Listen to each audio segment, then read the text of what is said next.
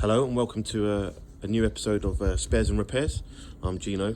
Thank you very much for watching the previous episode on that. This is the second video, and today we have an Audi A3 53 plate.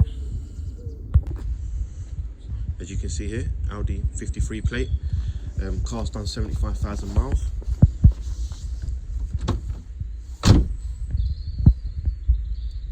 As you can see, and today we're doing an oil change on it.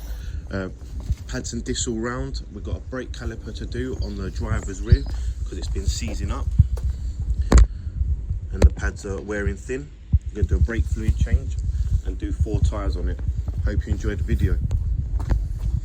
As you can see, these are the parts that we'll be using on this vehicle today.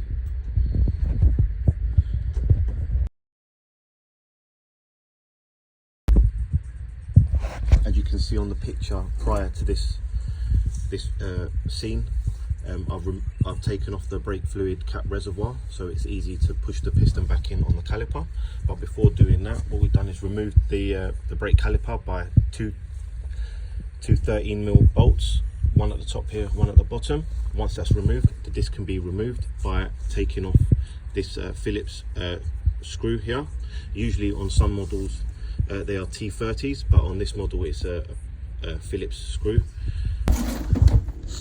What we're going to do as well, we've removed the pads and we're going to put new pads on it. On this model you don't have to remove the carrier, so it can stay as it is, and we're going to clean the carrier and put some anti-seize paste there.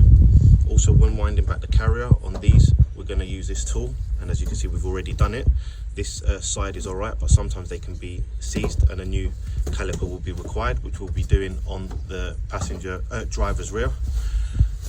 Also, top tip, the gator here, sometimes it's best to put a bit of lubrication there to let it wind back easier and to not catch on the boot. As you can see here, it's gone in snug and very well. Now all of this is done, the passenger rear brake assembly is all done, new bolt fitted, fresh rear pad and disc. Don't need to show you the other side, but it's the same again on the other side.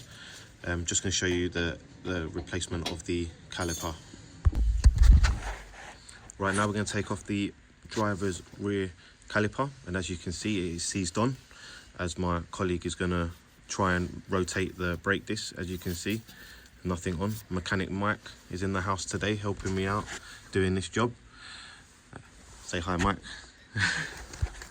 And right, so to do that we're going to clamp off the brake hose, as you can see here, so we can not let all the fluid come out the brake fluid system, so we can just bleed this side. But what we're going to do as good practice is we're going to do all 4 corners of the vehicle, and again 2 13mm bolts holding the caliper on, that's going to be removed, and then the handbrake cable will just be removed here as well.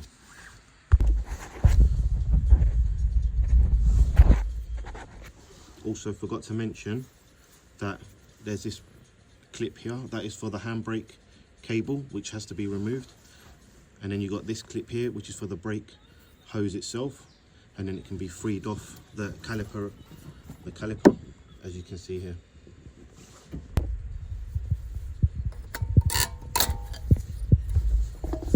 Just taking off the front brake caliper spring for the front pads, then going to remove the caliper. And what you do is you take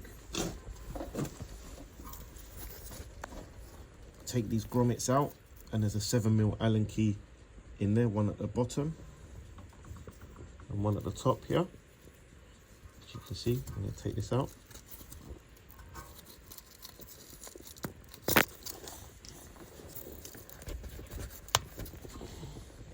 And you'll see the 7mm Allen key. Also on the passenger front brake caliper brakes assembly, it has a brake pad wear indicator here, as you can see.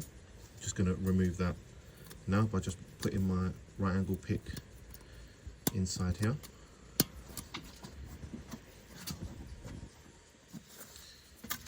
Should come out just like that.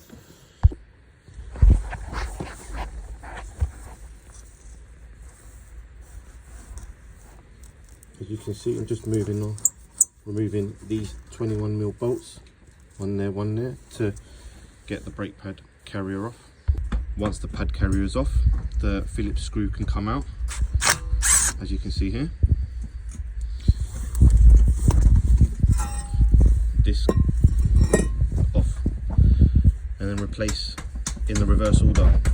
As you can see, I've hanged the brake caliper up so it's not dangling and the hose is not under stress.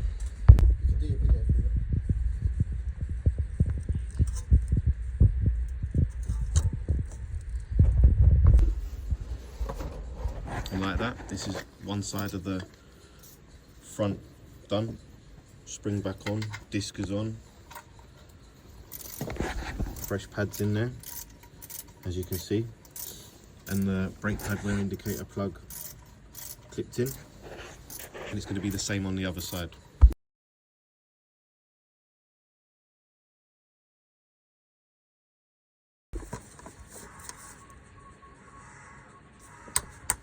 Perfect.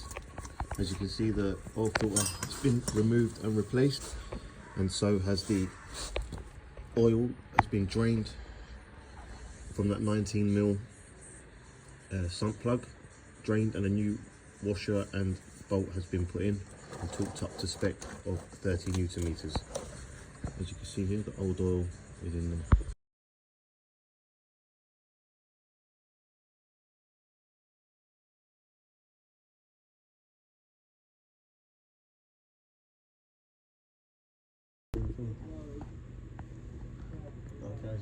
As you can see, fresh tyres, ready to go on the Audi.